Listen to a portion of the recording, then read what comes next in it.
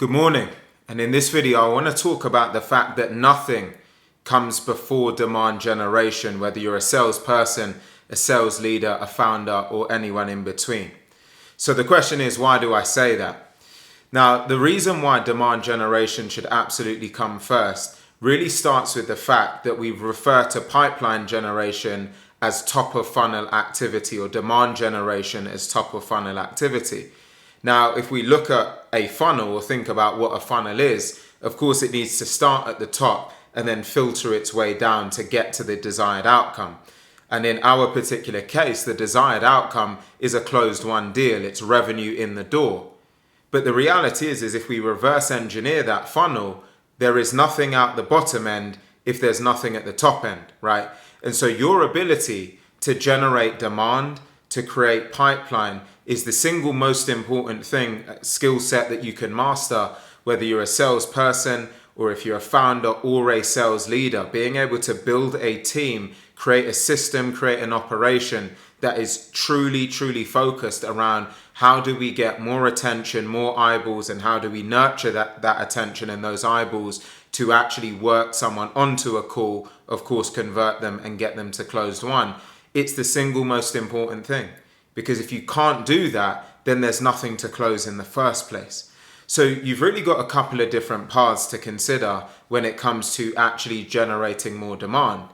Path A, which is absolutely the path that I recommend, is that you create a system around demand generation and pipeline generation. So whether that means automating campaigns, doing it through email, cold calling, LinkedIn, whatever you decide is the ultimate way for you to do it, that's something that you really have to dial in. And the reason for that, and the reason you want to get some kind of system and automation there, is because that gives you predictability.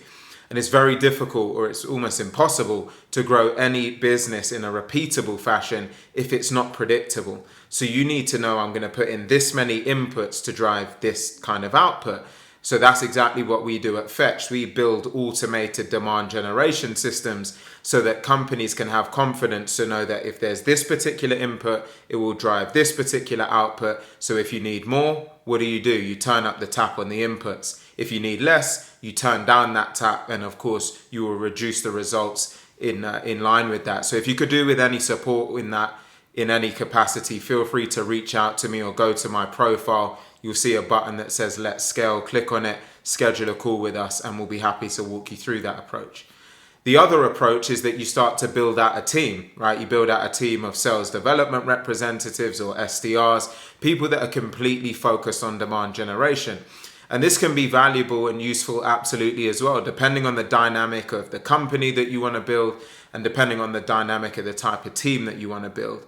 This can work equally as well for certain types of companies or capacities, but there's definitely some risks that come along with that. Of course, when you're hiring any person as a human, it comes along with the HR constraints, the fact that someone may be at work one day, may not be at work, the fact that people peak and trough, all of the natural things that you would get and expect with hiring. And of course, it's just more costly when you're going to hire a person versus build or create a machine. There's going to be more costs associated with hiring specific talent.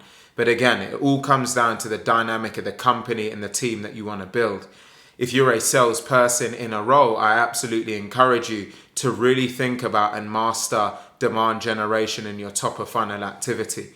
Whether you're producing more content to assist with that, or whether you're doing more volume in your day-to-day work, as a salesperson, you also want to continue to build and cultivate that muscle of I must generate demand on a daily basis. It shouldn't be that thing that you leave to the end of the day or the end of the week. You want to be consistent, because the more that it's ingrained in your DNA, the better you're going to set yourself up for long-term and sustainable success.